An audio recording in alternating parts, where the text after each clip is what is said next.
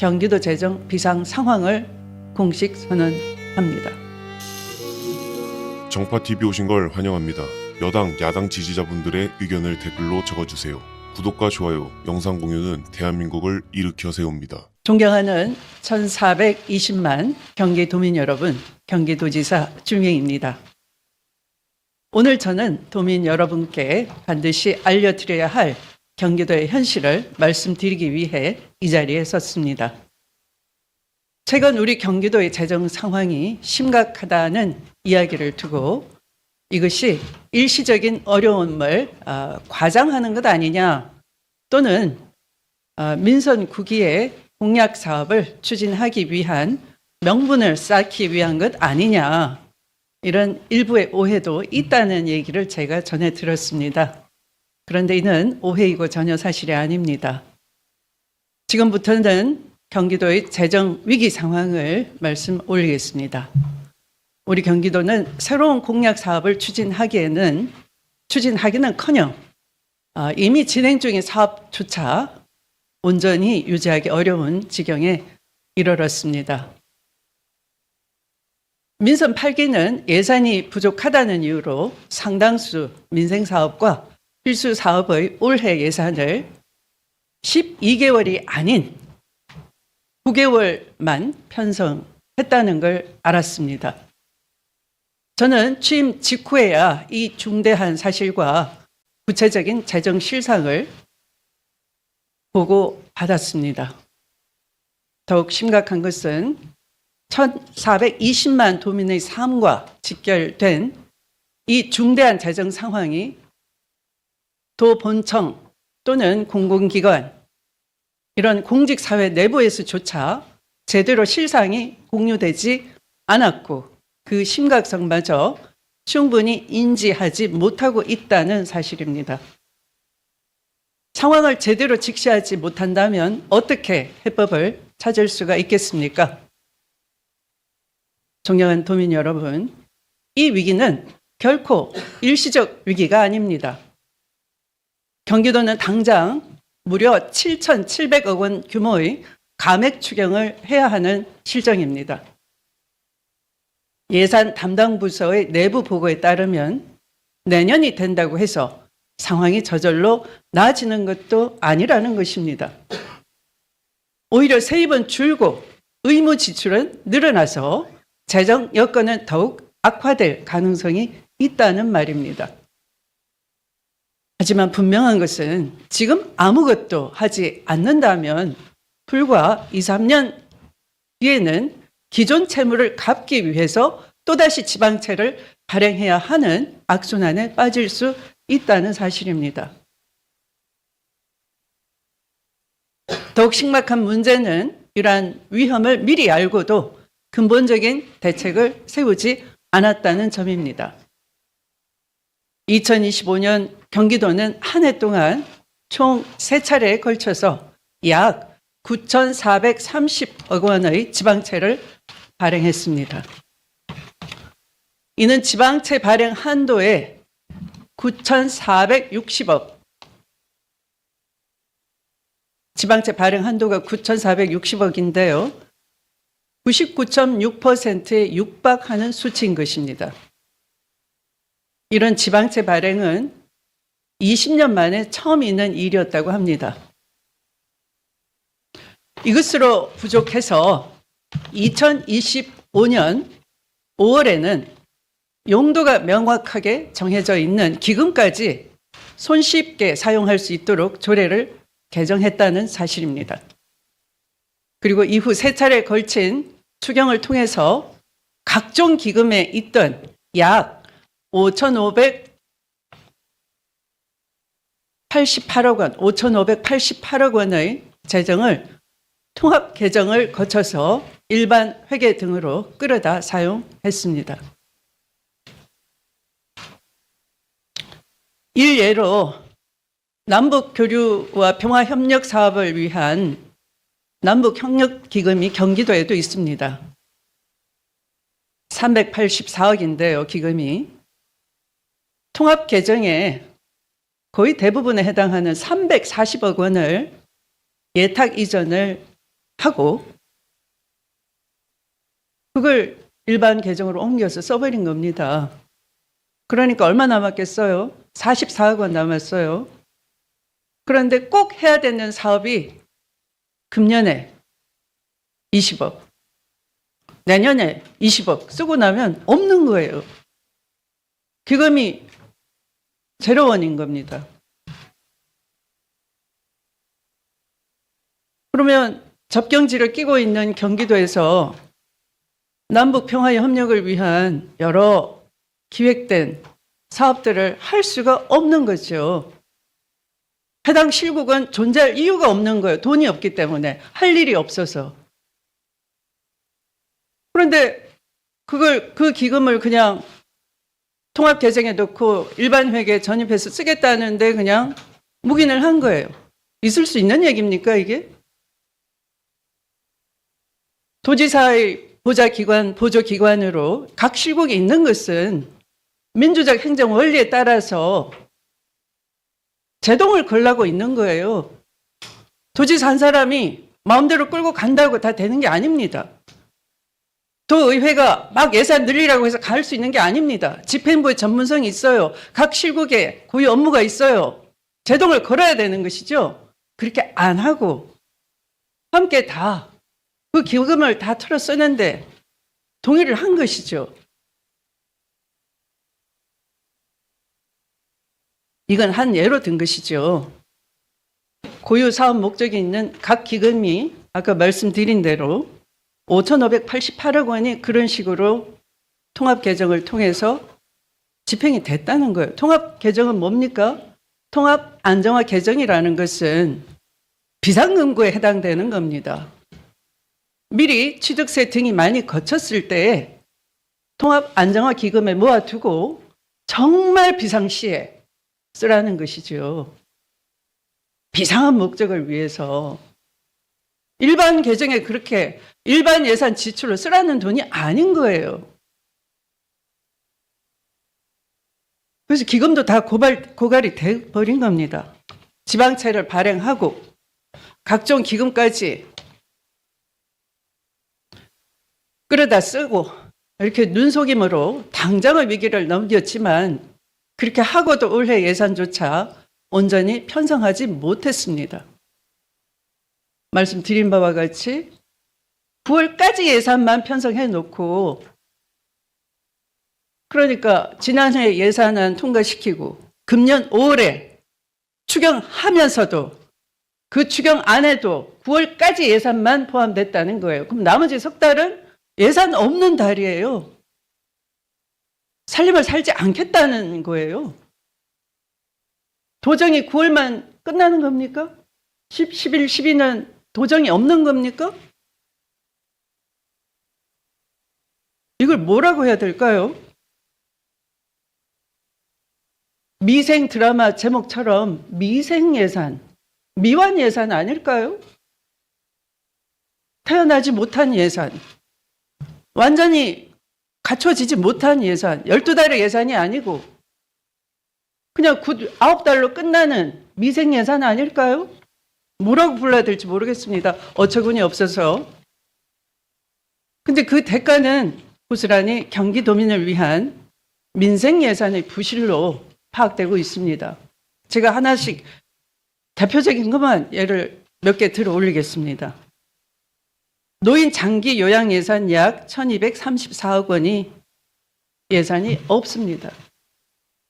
소아응급 책임의료기관 육성에 들어가는 10억 원 예산이 없습니다. 반영되지 않았습니다.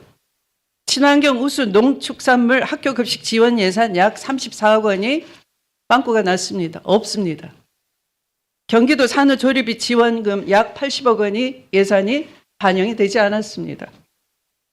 도교육청 유초 중고등학교 급식비 지원 약 584억 원이 예산이 반영되지 않은 채 있습니다. 예산서에 그게 없어요. 가족 돌봄 수당 지원 약 14억 원이 없습니다. 농작물 재해보험, 지금과 같이 폭염에 농작물 폭염 피해가 엄청나지 않을까요? 예견되는 일 아닙니까? 올해는 엘니뇨 현상으로 극히 더울 것이라는 게 예상되지 않습니까? 재보험 가입 지원 약 29억 원 예산 반영치 않았습니다. 시내버스 공공관리제 운영 지원 예산 약 291억 원을 비롯한 필수 민생 사업은 이렇게 10월부터 11, 12 석 달치 예산은 아예 편성조차 못했다는 것입니다. 이렇게 마른 땅에 풀 한 포기조차 남기지 않은 것이죠. 더 이상 끌어다 쓸 재원도, 더 이상 위기를 미룰 여력도 전혀 남아있지 않다는 것입니다. 조금이라도 일찍 재정 상황을 투명하게 공개하고 구조조정에 나섰다면 선제적으로 대응할 수 있었을 것입니다. 그러나 임시 방편으로 기금 끌어다 쓰고 지방채를 엄청나게 발행하고 이렇게 위기를 가리는 동안 경기도 재정을 바로잡을 수 있는 골든타임마저 놓치고 말았습니다.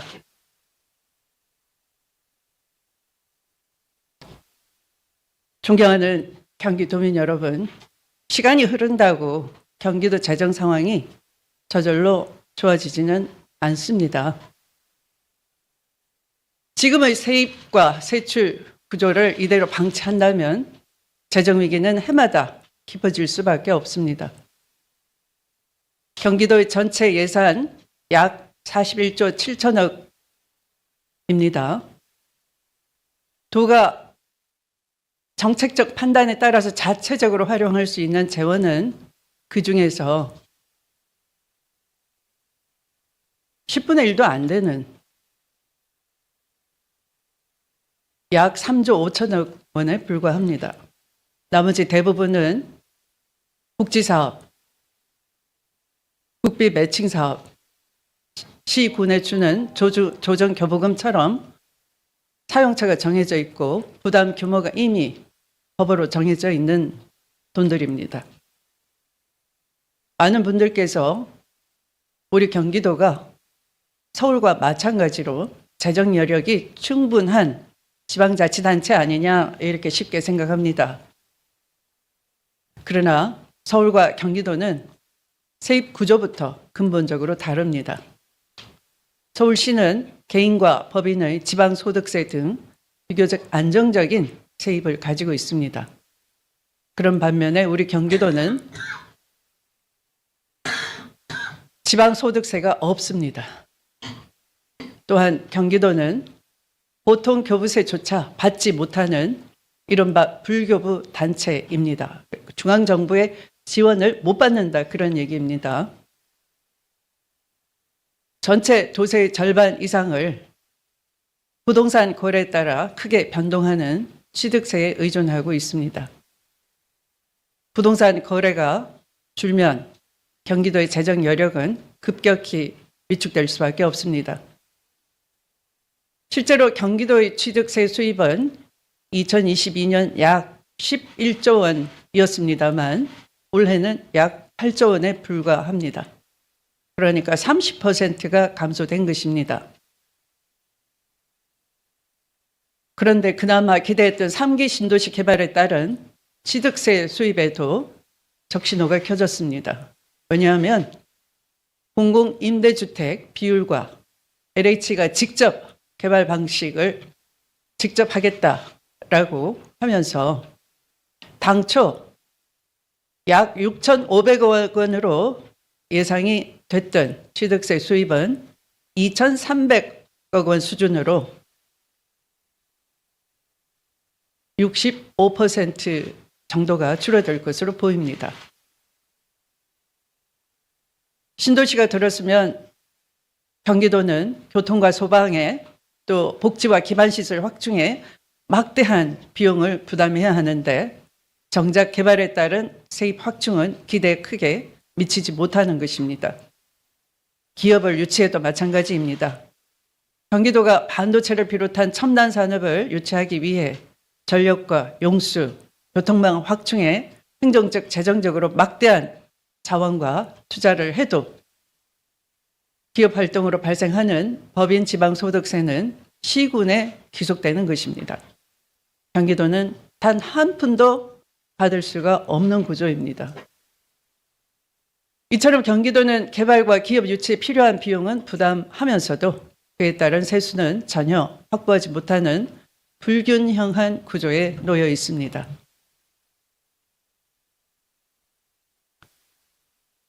이처럼 세입은 줄어드는데 경기도가 부담해야 할 재정 수요는 빠르게 증가하고 있습니다.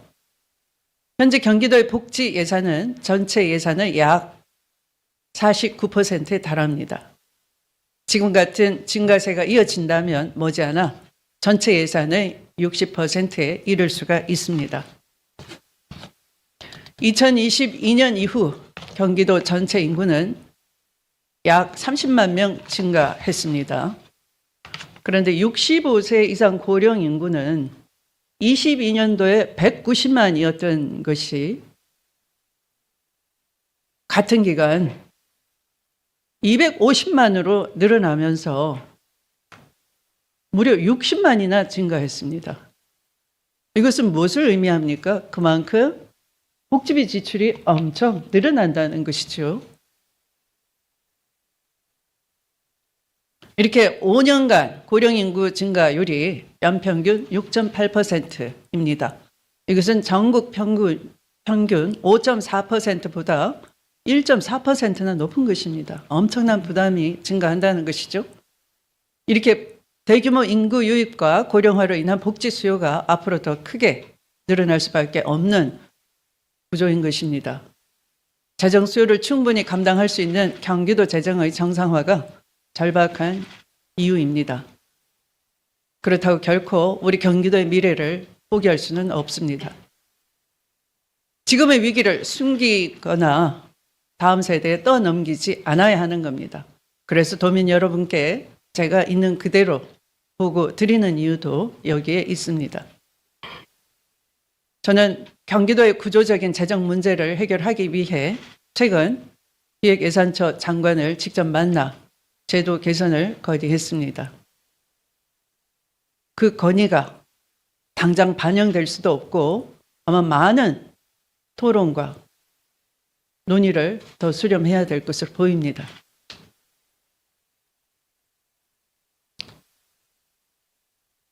또한 경기도 의회를 찾아서 재정의 실상을 설명하도록 했고, 또 지난번 도담소에서 도의회 의장단과 각 상임위원장들을 초대를 해서 함께 노력하고 위기 극복을 해내자, 이런 공감대도 이뤄냈습니다. 그렇다고 중앙정부의 제도 개선만 기다릴 수도 없고 경기도만의 힘으로 이 위기를 해결할 수도 없는 것입니다. 우리 경기도 의회와 31개 시군, 또 1420만 도민과 모든 공직자들이 원팀이 돼서 경기도 경제 공동체가 이 위기를 극복하기 위해서 현실을 올바로 직시하고 함께 힘을 모아야 할 때입니다. 이에 저는 오늘 2026년 8월 5일 이 시간부로 경기도 재정 비상 상황을 공식 선언합니다.